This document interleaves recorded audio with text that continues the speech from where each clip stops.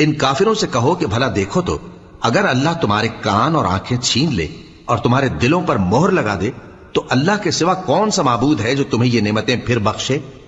देखो हम किस किस तरह अपनी आयतें बयान करते हैं, फिर भी ये लोग रूगर्दानी किए जाते हैं। कहो कि भला बताओ तो, अगर तुम पर अल्लाह का अजाब बेखबरी में या खबर आने के बाद आए तो क्या जालिम लोगों के सिवा कोई और भी हलाक होगा।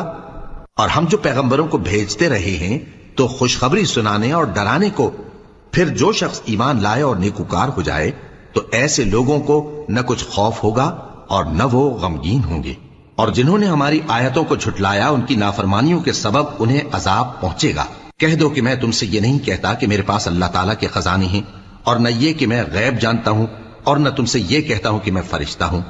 मैं तो सिर्फ उस हुक्म पर चलता हूं जो मुझे अल्लाह की तरफ से आता है। कह दो कि भला अंधा और आंख वाला